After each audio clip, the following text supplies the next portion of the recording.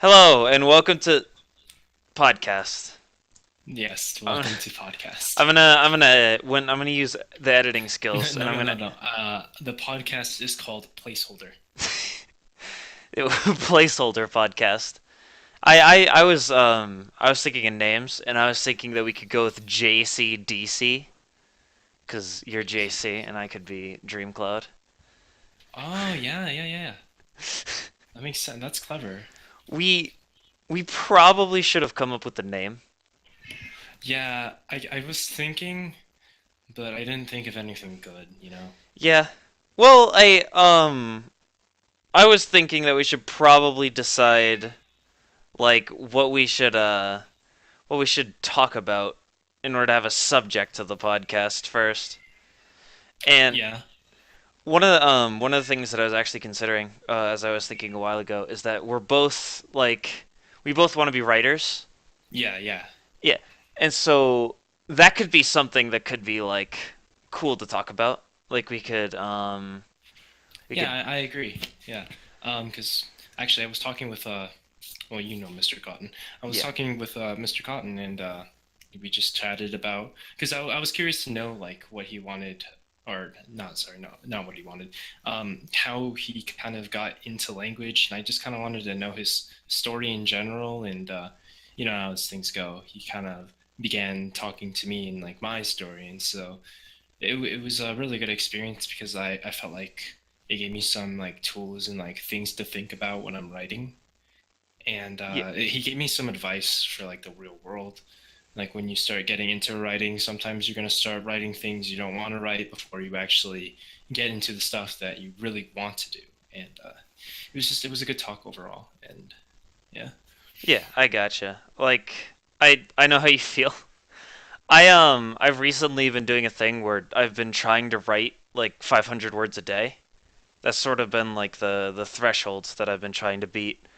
And it's like I have like literally 8 different like stories written where it's like each of them are like 3 pages. Cuz Yeah. it's so hard to like really settle on a topic.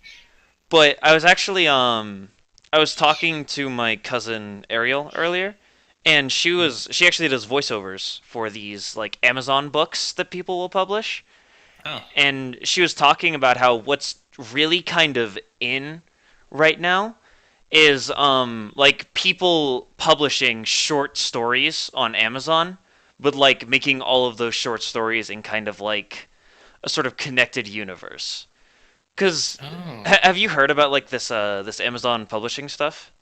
No, no. This is the first time I've heard of it. It's literally I was looking into it and it's you basically give them a PDF and they will literally put your story with whatever price you put onto it on the Amazon store and just anyone can go in and buy it.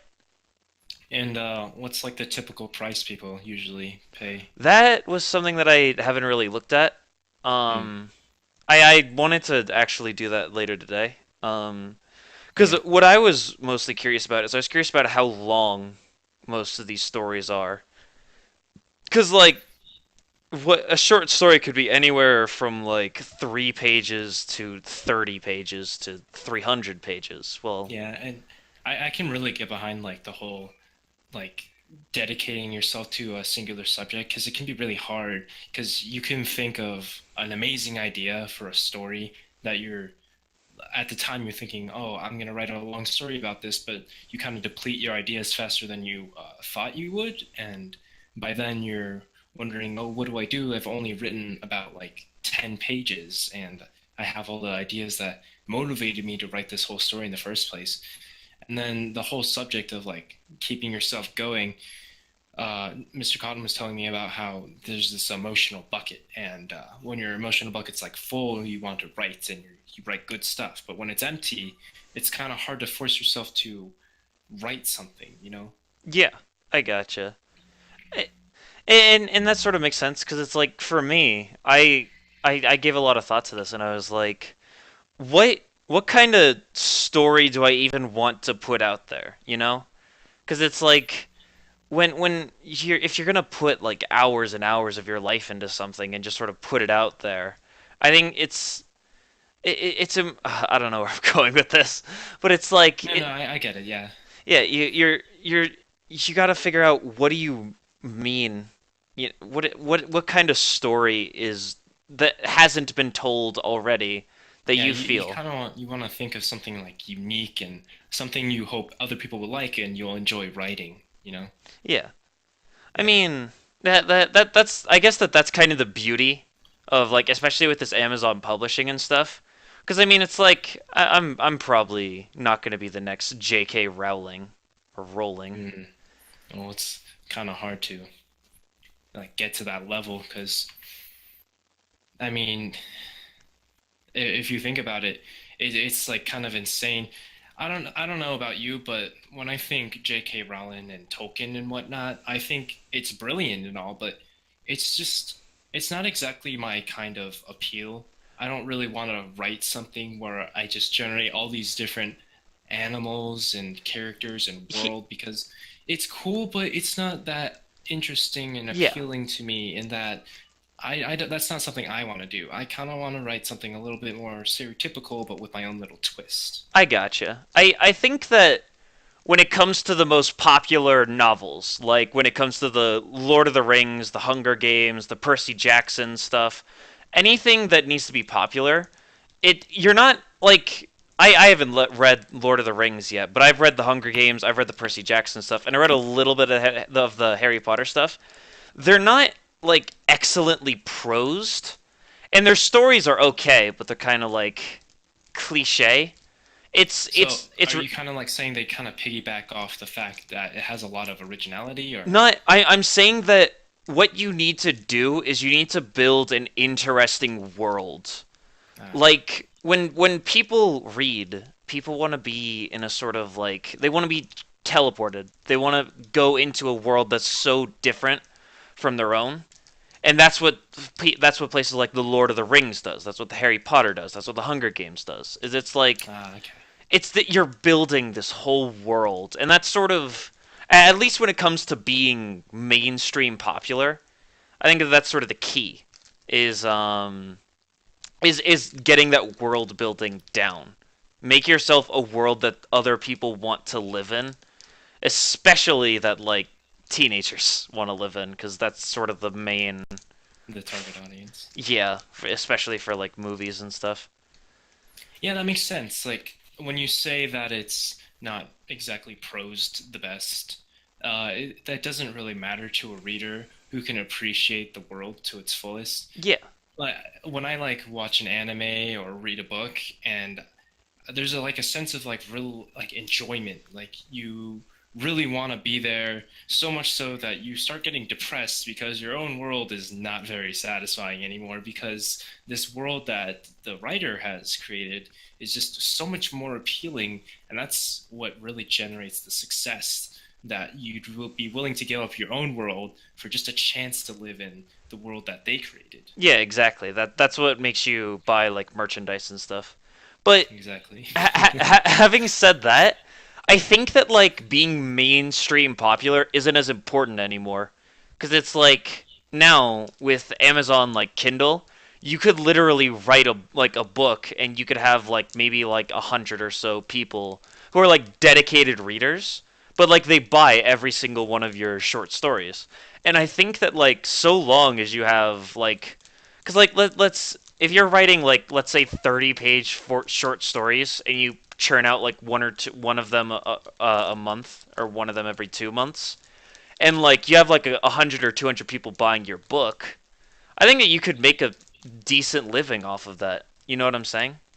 I don't think that Yeah, you need yeah. to make like blockbuster movies with your stories. You just kind of need to build up a reader base that that's what's sort of cool about the shared universe thing is that it's like you have a bunch of short stories that are they're wrapped up so a new reader could go in and read it and be like, oh, that was a satisfying experience. I'm glad I paid like $3 for that book or whatever. And then they go and they look at your other stuff, and then they buy all your other books, and then you have a loyal reader per se, and they have like a dozen or so authors who are constantly churning out books. I think that I think that it's possible. Is I guess what I'm saying. Yeah. I mean, there's just a big difference. I mean, I guess with the whole difference with Blockbuster and something such as short stories is Blockbuster, they generally come out a lot slower, but the difference is the fan base is like so huge that they can make up for that. So the profit is like so much bigger. But with the short story and as you said, like a loyal fan base, you generate stories more rapidly, but you also have a smaller audience, but they're also a loyal audience. So Yeah, the difference is that they're helping you like keep the gaps up. exactly. I think that like in general, with like the internet and stuff and the whole new age, like mainstream entertainment in general is kind of becoming a thing of the past because you could go on and find like stuff to your exact preferences and like literally whatever you want to talk about, Hmm. you can talk about. You see, I think another big problem with today's society, though, is that a lot of people kind of want to like resist the mainstream, but not necessarily because they don't like something or it doesn't interest them, but they just want to resist it simply to resist it. A lot of people will see something that's popular and they won't like it simply because it is popular. And I think that's kind of a big problem people have to deal with as like writers. You Yeah. have to deal with a lot of people who hate and resist you simply because, hey, something I'm writing is starting to get popular. And just because I have success, these people don't like it. These people used to like my work. I haven't done anything different. You've I've improved. changed. But yeah, You exactly. were better. Old J. Cullen graphic novels were better. Exactly. Back before he sold out, got a Pepsi sponsorship. Exactly. You see, that's an actually that when you say that that brings up another point. It's just I don't know what it is with people in sponsorships when people are very quick to say, "Oh, he's a sellout. He's sponsored." And I don't see the problem with that, honestly. Unless your work is like let's say I got sponsored by Pepsi and they're giving me money, so I give a little advertisement to them, shout out, and then I do my own work. What's the problem with that? I don't see the problem with that. I'm getting funding so I can give them good work. I Unless I'm like writing in like the freaking margins, hey, by the way, Pepsi is amazing. You should buy it. Or my character's like, oh, he only drank water, but suddenly he's in love with Pepsi. You should love it too. you just have an That's author's note at the end of this where it's like if Pepsi sales figures don't go up by 1% by the time the next book, I'm going to kill off the favorite character. I swear to God, I'll exactly. do it. Don't Like, think I will. I will do it. I have it written already. It's just a copy pasta at this point. but like to play devil's advocate, because like I agree with you, but I think that people don't like the purity of art to be like because they feel like let's say that I'm being sponsored by Pepsi and like Pepsi comes up to me and is like, all right, listen, we'll sponsor you, but you're gonna have to make your stories more kid friendly to appeal to a wider audience. And then it's sort of it's that sort of thing where it's like the main complaint that people have when things go mainstream, quote unquote, is that they become less specific towards like the people who really liked every aspect to it, and they go more general with their stuff in order to appeal to more people rather than specializing with a very passionate fan base. Okay. Yeah, see, that makes sense to me, honestly. Because there's a difference between being simply supported and changing. When people are calling you a sellout because you're changing your work to benefit more people so you can make more money, I mean, yeah, that's kind of you are selling out, honestly. You're Yeah. sacrificing your art, you're tainting it with these corporations so you can gain more success. But I'm mostly just talking. Like I see what you're saying, but I'm mostly just talking on terms of just financial support without having to change anything. Because personally, I wouldn't want to sacrifice something like dear to me. Like this is my work. I don't want to have some corporation Yeah. change what I want to write simply because I need more money. Well, I mean, to be like perfectly fair, I don't think that no Not matter how even anyone successful of does. Yeah, authors we're going to be, like books in general don't really deal with sponsorships. that's true. You know, I like guess this is more of if you like want to write for maybe a show, I yeah. guess. I mean that's the biggest thing. The new thing is YouTube and stuff like that. Yeah, And it's all, but yeah. Sometimes you got to do what you got to do. You know, yeah. it's a tough world out there. But what if this actually gets uploaded? God forbid. But if this actually gets uploaded, God like forbid. I imagine like 20 years down the line, like we're both like sitting in our mega blimps. We both are like successful authors, and like someone like pulls up this podcast and is like, "You, we figured this out. We told you. You said that you were going to sell out, but you did." Ah, Cringe. this is gonna be the this is gonna be our damning I know. You know when they write themselves into a corner. This is here we are. We're killing ourselves right now. yeah. Listen, Jake Bef- Cullen. I'll before give you $100 million, but you have to say Pepsi at least twice in your book. Done deal. I could work that in. And then 10 years later, I listen to this podcast and all I think is, damn, I Damn. probably shouldn't have said that. No, I mean you could totally do that though. Like just name a character Pepsi. Exactly. Hey guys, Why this is is his name? Pepsi. Everyone loves him. He's the best. Isn't I that just right? I just want to imagine like author meet and greets, and someone's like, "So why did you name this character Pepsi?" And you'd have to stand there and stammer like, Yeah, yeah, like you're just sweating. there's a very good reason. He's named Pepsi My grandmother because used to really like Pep. Damn it! my grandmother's uncle's dog's friend's neighbor liked Pepsi, and they were very close acquaintance. That's He was a that's what real it's like. inspiration to my work. My uncle's Yeah, dog's neighbor, my uncle Dom's name. Uncle Dog. That could be a Yeah, his name was Uncle Dog. yeah. That that could be the character. Is he's Jevercress's uncle, except he's also a dog. Consequently, he is not even a dog. He's just a Pepsi can. He's like Pepsi Man from that old video game. Oh my God, I remember that. Oh my Oof, Pepsi Man. Pepsi Man. Wow. Really deep conversation to Pepsi Man. Yes, yes, very deep conversations. Pepsi Man, truly, the work of genius was brewed in that very room when that man or woman or whatever came up with Pepsi Man. Didn't it have like a super like fat guy who was like just really overexcited for Pepsi? Just like really random like it wasn't animated. It was like a video of a guy just like eating chips and Um, drinking Pepsi. yeah, yeah, I'm pretty sure, yeah.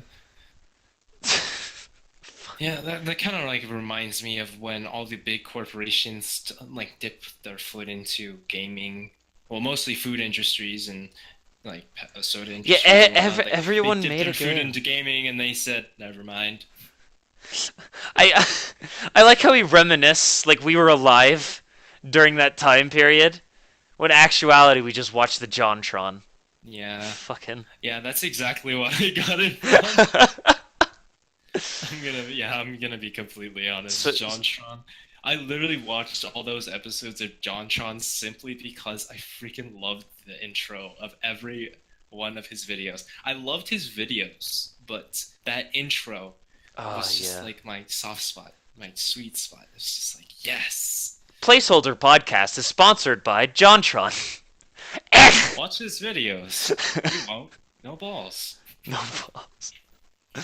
Oh man. All right. I have a whole list of topics here. So we All right. covered we covered the writing stuff. That's good. We Yeah. we could talk about that. We could talk about that some more. But I also I sort of wanted to talk about just like you, JC. I You have want? Oh, me? yeah, I wanna know more about you, JC. Yeah. Oh, oh, senpai, I wasn't ready. Um. Anime is next. Let's Oh, let's okay. Well, let's good. I'm ready for that. all right. Well, what do you want to know? I wanted to actually what I wanted to talk about was I wanted to ask what's your like since gaming is a pretty big it's a pretty big part of my life and it's a pretty big part of yours I imagine as Yeah. well. Yeah. I was wondering what was like the first like good game that you remember playing? Like what was The first good game. cuz to if you need time to think I could go first. No, I could probably. I have something thought up of. Um, I'm not going to include games that I've played prior to having my own like personal experience because, well, I mean, I just kind of don't count them Yeah. because they're not as personal or impacting.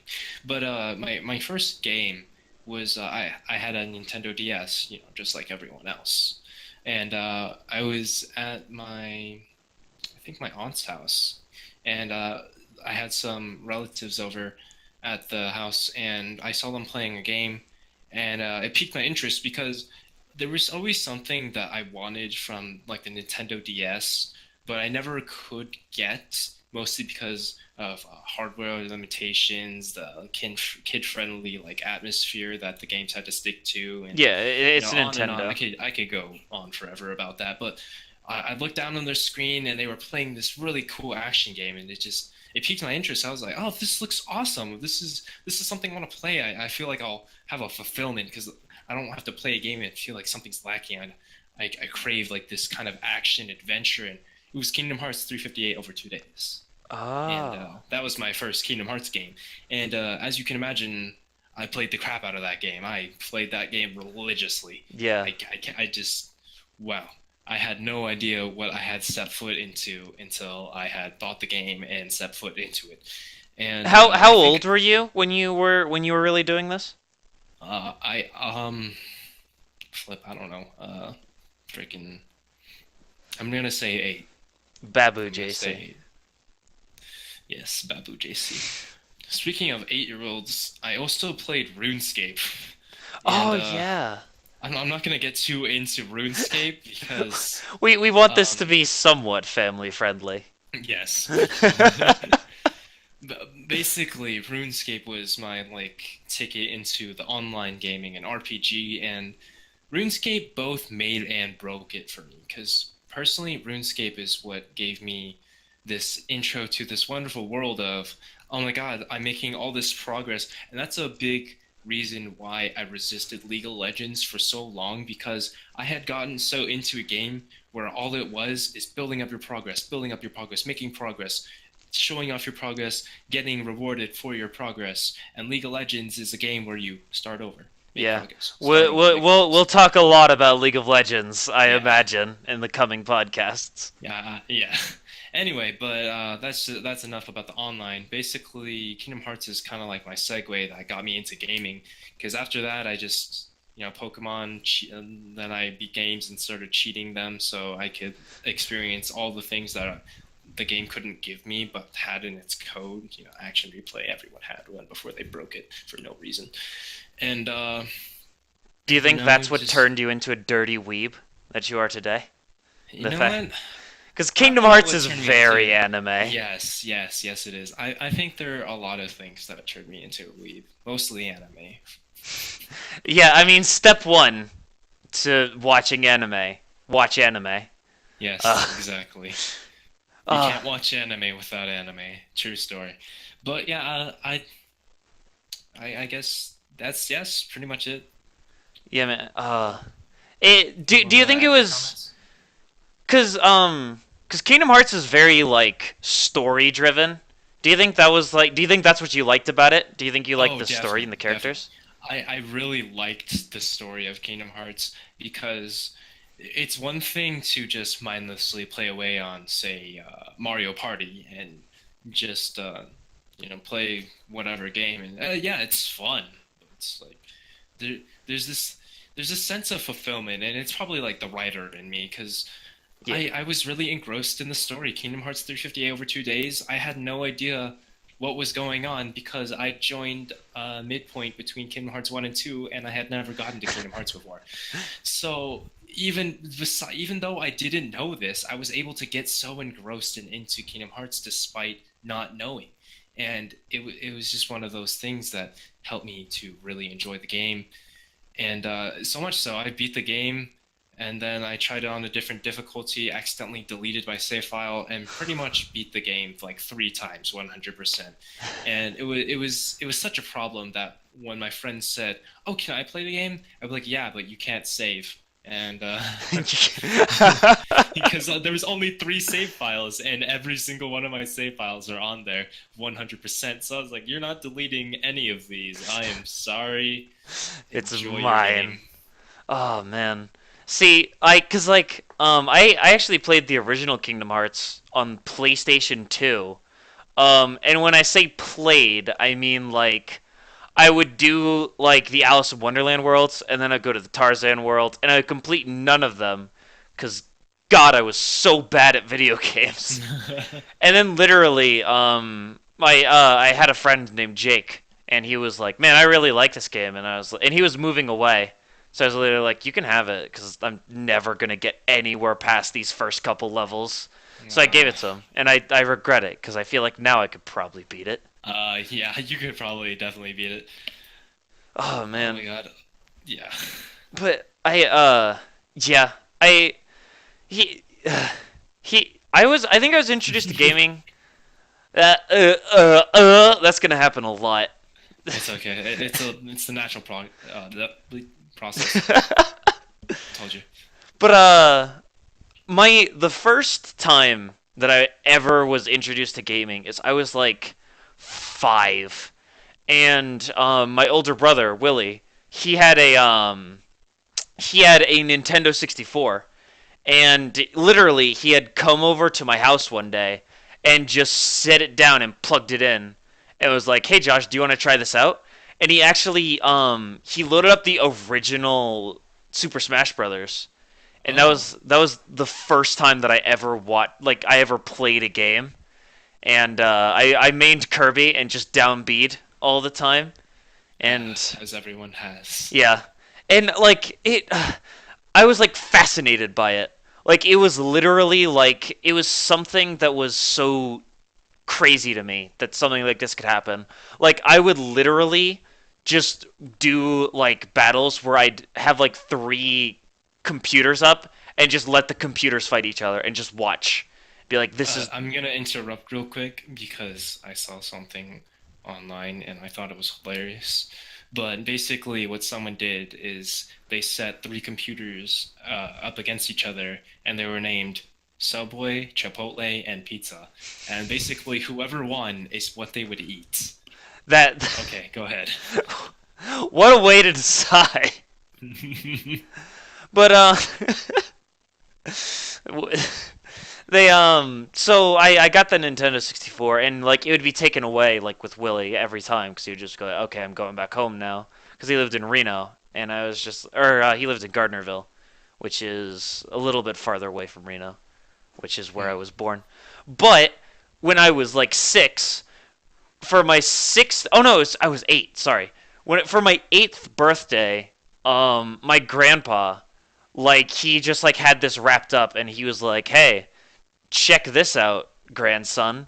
And he opened it, and it was like a PlayStation 2, like the original thick one, not like the thin one, Oh, because he oh. had won it in a golf tournament, and he was like, "Yeah." My grandpa just fucking loves golf, and so he What a got this way to get a PlayStation. PlayStation.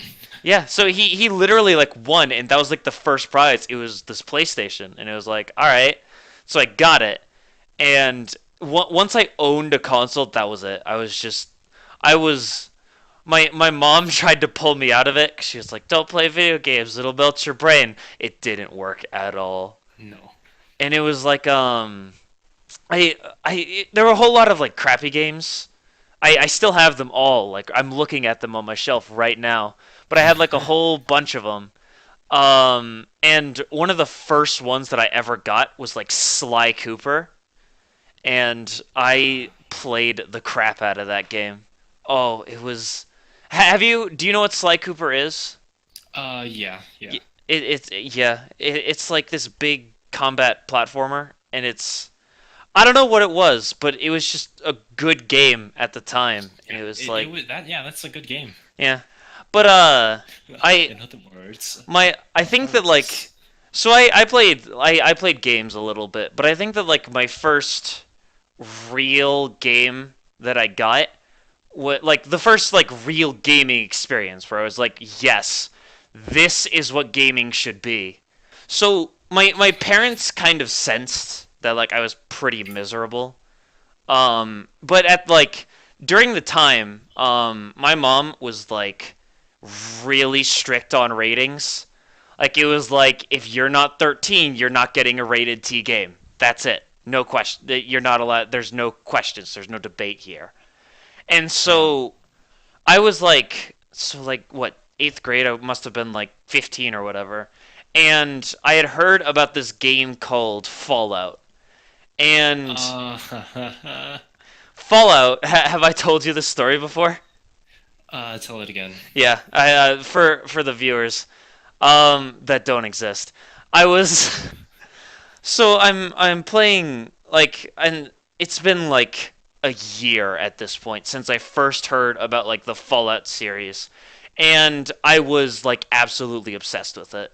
Like there was Fallout New Vegas and Fallout 3 out at the time, and I was like, this is going to be the greatest game ever. A game that you can literally like make whatever choices you want.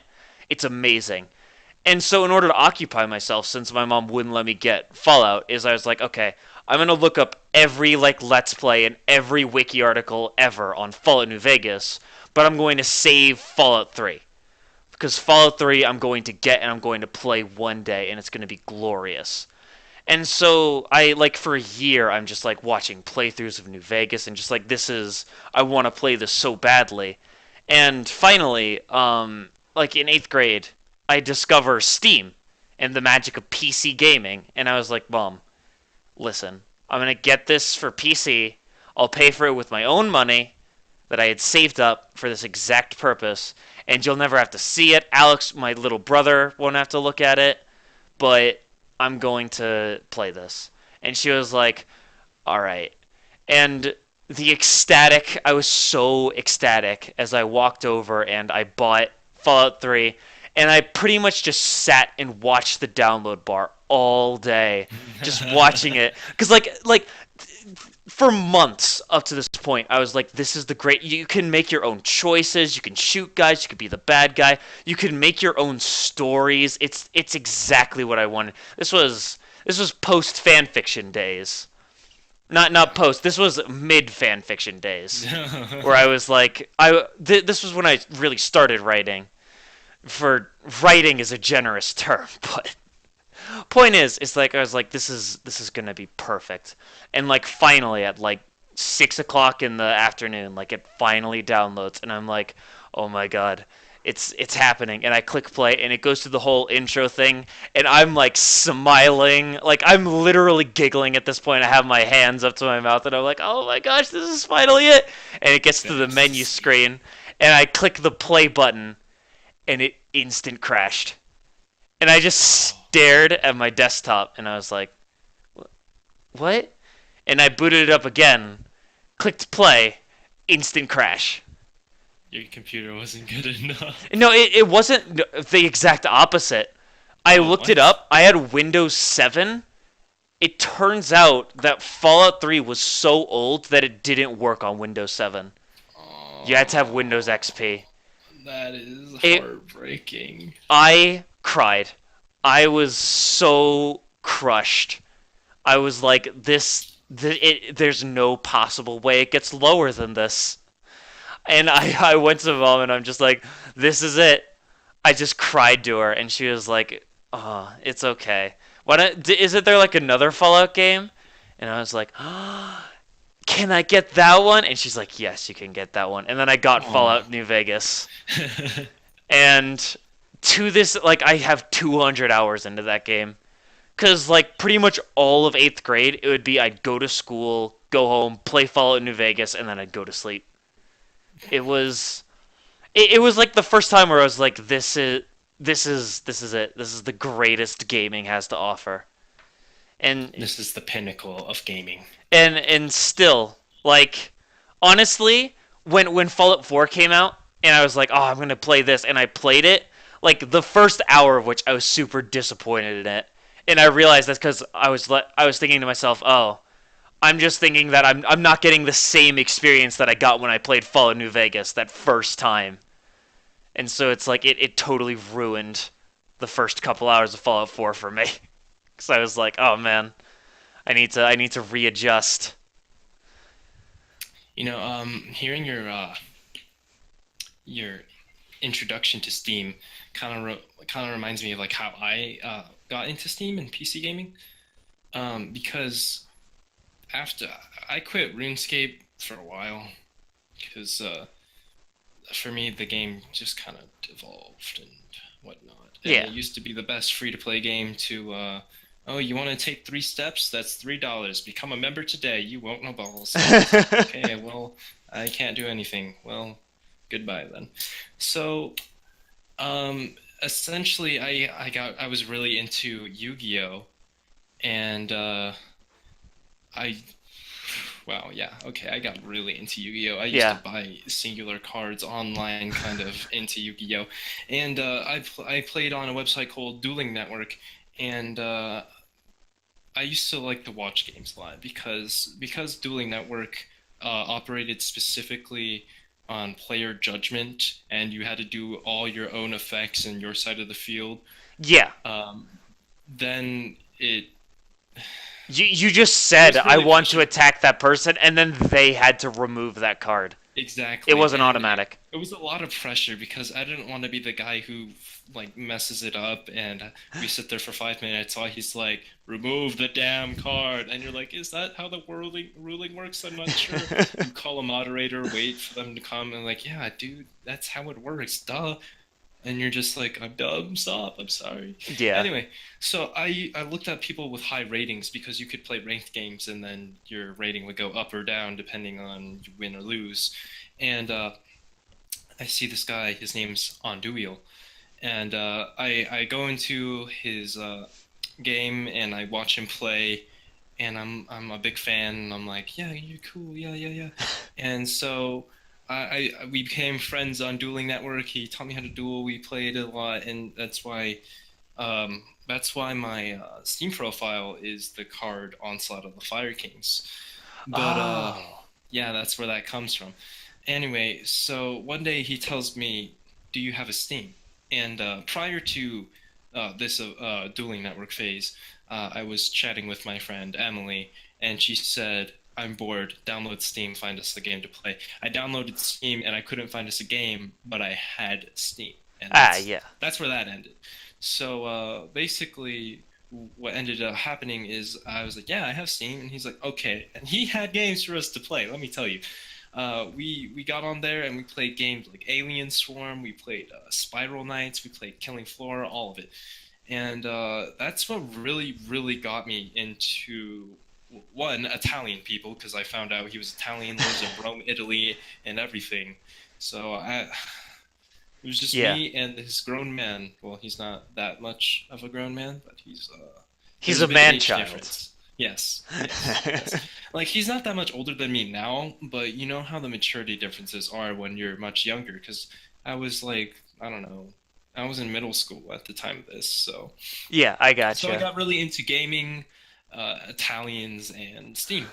And I still talk and play with him occasionally. I've even like coded things for servers for him Oh on yeah. his custom server. I But it's just, what are the chances? Sometimes I like to talk to him and say, what are the chances that I happen to get into Yu-Gi-Oh, get into Dueling Network, happen to join your game because I just joined a game at random from a person who was popular at Yu-Gi-Oh. And so, what are the chances that I happen to get onto his freaking profile? We became good friends, and suddenly I'm on Steam. He's like, I think maybe he's like 5 years older than me or something. I don't know. I should really ask him, but I don't really care. Anyway, I um, I yeah. I have a story about Yu-Gi-Oh. Cause I when I was like I was probably younger than you when I got into Yu-Gi-Oh. Cause it was in elementary school. I Oh was yeah. when I was in like this was back when I lived in Reno. So this must have been like first grade. I was sort of a weird kid where I would basically just sit and just hang out by myself. And like I was perfectly happy with it. Like I was literally just playing games by myself and just like pretending to be superheroes and stuff like that. But my mom knew this other like really lonely kid named Jess, and she was like, "You should hang out with him." And it was like, "Okay." And so we hung out because we had to. But he was pretty cool, and we were both pretty into Yu-Gi-Oh. But since we were in first grade, we barely knew how to read, much less play a trading card game. And so we basically like would just like both play a card and just whichever one had the bigger numbers won. But we used to make our own cards and just like put them in our deck and they would be made out of like copy paper. So we would like shuffle them. But here's the thing. I was I was pretty scummy. And so he had this card called Relinquished.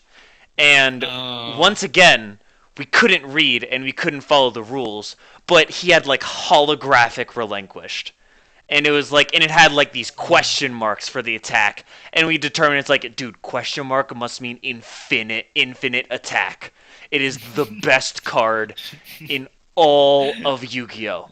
We had decided. We didn't even have the ritual card required to actually summon Relinquished, Oh my but god, that's he had amazing. Relinquished, and I was like, I want that card. So what I did is I was like, all right, here we go, man. We're gonna do this thing, and it's gonna be we're gonna call it secret trading.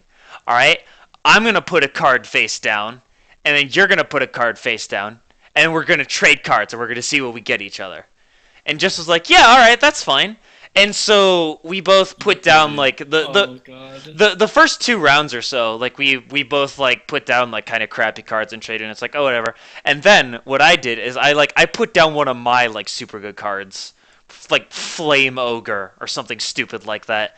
And he put down one of his crappy cards, and we traded. And I looked at him, and I was just like, dude, come on, man! Like you just traded me something really crappy when I thought that we were trading good stuff, and I guilt tripped him about it.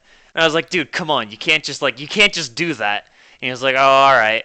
And then little did I was the entire time I was like peeking at what cards he was putting down, and I waited for him to put down Relinquished. And I put Oh. down one of my like crappy.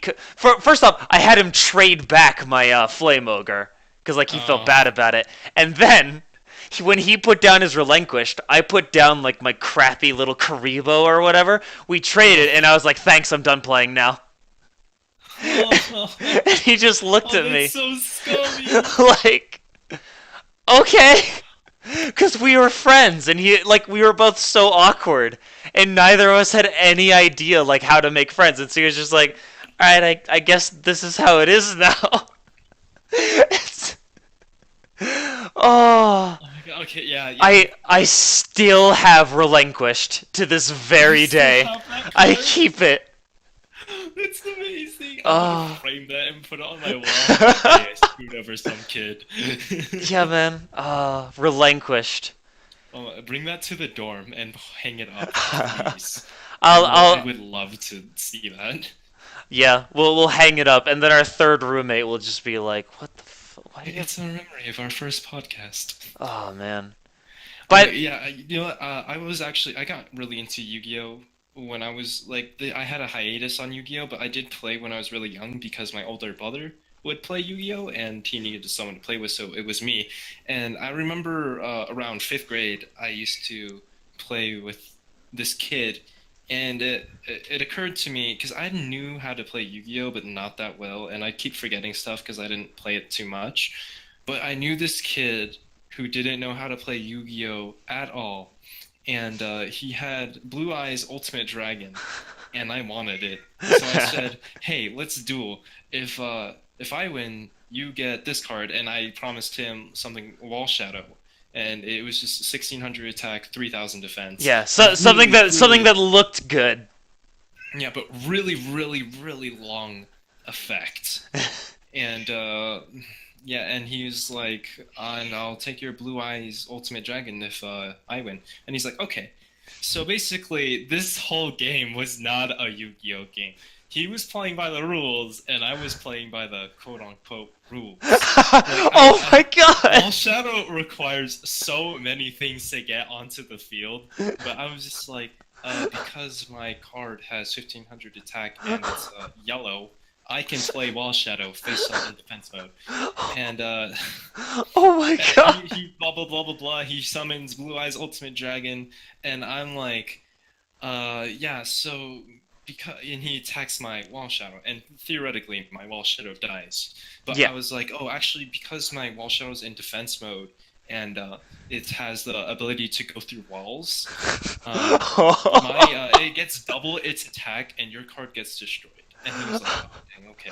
Oh And so my god. he sends it to the graveyard, and I pretty much beat him with like pure BSing the entire time.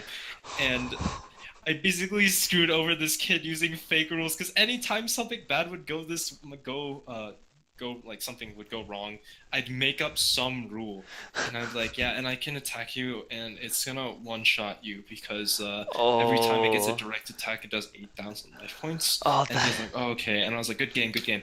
And then good he game. hits me Good game. Blue Eyes Light Ultimate Dragon, and I get it, and I'm like, yeah. And I never spoke to him after. You're just like, I earned this. I earned this. I won this game. Unfortunately, I do not have that Yu-Gi-Oh card Oh anymore. my gosh. It's fine. But I'm pretty sure I have Blue Eyes Ultimate Dragon. You can have uh, mine. oh, hey, do you want to duel for it? No, Oh, I got you. all right. So, okay. So here we have like 10 minutes left in the podcast. So, I actually wanted to reserve this last part. For starters, I wanted to tell you that this time I couldn't really figure out how to do it since you were like we should do it tomorrow and I was like, "Oh, okay." But I actually wanted to do these live on Twitch Oh yeah, yeah, and we actually had somewhat practice cuz we've had like 5 people listening this entire time. yeah. I haven't really noticed them. I mean, I see them in the chat because we made a chat room, but Yeah. like this went really smoothly. It went a lot better than I thought it was going to. Oh yeah. I was really surprised how well this went. Indeed. I think that this will work well. But So, I I lied, Josh. For podcast naturals, GG, 8,000 million views. That's not even a number. the We're rolling in ad revenue bank, man. yeah, all right. I'll upload this to YouTube. But one thing we got to do is we need a name.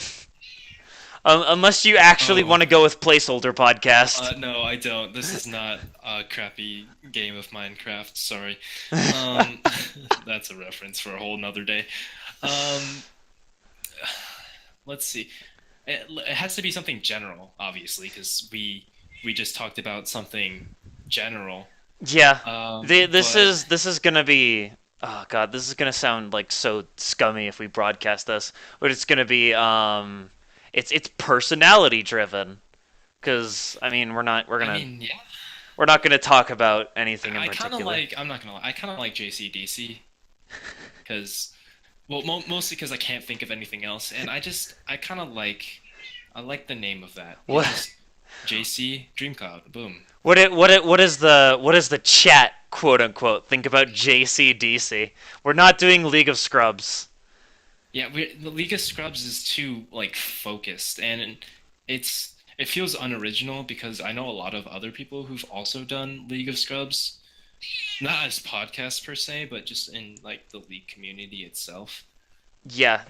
So it But would be JC from J Colin and then DC from DreamCloud. yeah, Plus, I just really like how it's a parody on the band name. yeah, I think like we it has a lot of good qualities, just to be honest. Um, I Victoria mean, thinks that I guess JC. we could just settle for that unless we think of something better and then change the name, you know? All right, we'll No, call no, no. it. I know exactly what we'll call it. The Elite Team Man God, Podcast. all right. No one's gonna get that. Good. Are we gonna are we gonna are we gonna put a section on the podcast where it's just my old fan fiction reading? Yes. Oh my That god, that would be so would amazing. be Oh terrible. god. All right. I say that we do JCDC as like a Yeah, placeholder name, JCDC. but like, cause here's the thing. I kind of want to evolve this, and it's like after we do podcasts, I want to do like the main thing I wanted to do is Twitch streaming, but Yeah, my internet is god awful. so was Um, mine. My internet was like randomly disconnecting every single 5 minutes. yeah. Well, People really like Elite Team, man, though. We should actually maybe consider it. Everyone would be like, oh, why is it called? We'll save it for like a really special episode. And they'll be like, so why is your I podcast called the Elite Team Men it's Podcast? And it's we'll bear all arms. it's like an inside joke though, is the thing. I It's mean, like, it doesn't necessarily have to. Like, there's like Peanut Butter Gamer, for example. It's like, I mean, I guess it's more so like it doesn't have to be something they understand. For example, like I guess I could use Peanut Butter Gamer. I don't know why he's called Peanut Butter Gamer. I don't see peanut butter anywhere or something, and then yeah, blah blah but blah. elite team men sounds presumptuous. We're not elite, nor are we a well. We are a team, but we're not men. We're not men. Uh, Okay, well we have to use the Elite Team Men somewhere. that could Like be this is the Elite Team Men segment where we talk about that could be that derby stuff. that could be with a fan fiction. The Oh, you elite know what? team Yeah, men yeah. yeah. Yes, yes, okay. So we'll call it JCDC, but we'll JCDC will be the have placeholder name. yes, Because yes. that's the best part about starting out is that I mean like no one's gonna watch this except for our friends. That's Um, yeah, that's true. so like I'm thinking that we so if we switch the name later, then it won't matter. Exactly. So JCDC will be the placeholder. One other thing that we did want to discuss is because did we want to do because the original format when we were first thinking about it is we were going to have the two of us and then a guest. Yeah. Um, And we can try that for our next podcast if yeah, you want. but like I was gonna say, like, because the reason that we would have a third member is if, like, for whatever reason we were like not really filling an hour, but we filled an hour of content easily. Like we Yes. could. I have not even finished the list of topics that we could talk about. And that's not a problem because you know that's just more stuff to talk about for another day. Yeah, like elite team men. Elite team men. Oh man, It's kind of hard to say. How, quickly refresh me. Actually, no, no. they We'll save it for later. We'll save it for later. they keep they're rioting. I don't know if you're I looking in the know they are chat. literally rioting in the freaking podcast chat room. All they're saying is we are We are rioting rioting. to the Taylor Do Flynn. you Do you not not see? see elite team men or riots? We could be we yeah. That's I know. We can call ourselves Riot Games. No, yeah, exactly. How has no Riot one thought games. of that before? I don't know, man. It feels silly. It's just such a just an easy concept, you know? You just put it in, yeah. done. It just rolls off the tongue. I honestly, I feel like one of my games already does it, but I think I would know if someone used Riot Games. Right. Yeah. Exactly. Why Google it when we can just trust our instincts? Yeah, exactly. Copyright doesn't even exist. It's just an imaginary thing to keep people from stealing their OCs. Oh man. All right. So do we? All right. My brain is melting now. Um. So do you? I guess the question is who do we want as our guest next time if we want to try a guest for Um, next podcast? it'd have to be someone who is willing to talk a lot, obviously, and someone we're comfortable with. I think we're comfortable with most of the people in this group, but someone who's like on par with our tastes, Well, kind of thing, I think it should depend on what we want to talk about. Like if we want to Yeah, talk that's about true. League next time, like we should probably invite someone who plays League. Yeah, yeah, I see. Um, I We mean, they don't even necessarily have to play the game. It's just more of their benefit because there are a lot of times when you talk about League and someone's like, "Oh, I haven't played it, but here's my insight," or I like this. That sounds interesting." Or it's like, "Oh, but what if I had this?" You know what I mean? Because yeah and then when we shift topics, they can contribute to that one as well. But I mean, for the sake of our, early on career, I think, yeah, we should probably pick someone who has some, hands-on experience. yeah, but we'll who we talk about should probably be like when they're not all listening to us, waiting for Yeah. our every word. Sam with the colon 3. Um. Okay. I think that for our for our last thing that we can sort of talk about is like first off you're okay with streaming on Oh yeah, I'm with I'm live perfectly fine with that. if I can figure it out. Otherwise, we might have to just stick to upvoting this channel on YouTube. We're Yeah. probably gonna need graphics, something to put up. Yeah. I was thinking that as well because, typically when you watch a podcast, they have like just filler video playing in the background or whatchamacallit, just a picture of what we're kind of talking about at the time as well. What the And what the Triforce podcast does is which is it's a pretty big inspiration at least for me. But what they do is they have it so it's like your microphone, your audio wavelength will actually control like a sort of like representation head and have it like their mouth like move up and down. oh, that sounds so cool. That wouldn't be too hard. It would literally just be like googling how to do it. That might Yeah. be next podcast though.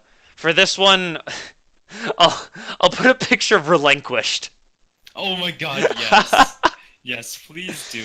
That Relinquished. is that what we should call this episode? Relinquished. JCDC podcast. Relinquished, the story of screwing over small children. I would love to like commission someone to do an animation of us like as the cast members of like ACDC style like rock where Oh we my like God, yeah. or just like jamming out on guitars because that's the other thing we need actually that we didn't really put in is we need a little we need like a snazzy bit of music at the beginning of it. What that could be something because we have a couple minutes that we need to fill out before we end. What kind of music should we have for our intro? Are you thinking like Um, something like I'm jazzy, something like electronic, yeah. I feel like it should sound like kind of like gamey, like not animals, like from a game because just like that's like our ducks number one quacking? Wah, inspiration. wah. Because I frankly recall you saying, and then this also applies to me. I believe it was in AP Lit actually. You said that you don't really listen to music, but you listen to gaming music. And for me, it's kind of the same way. Like if I'm gonna listen to music, it's gaming music Well, because I just don't really listen to music in general. the thing is that it either has to be something that we make ourselves which I don't know how to do, or it has to be royalty free.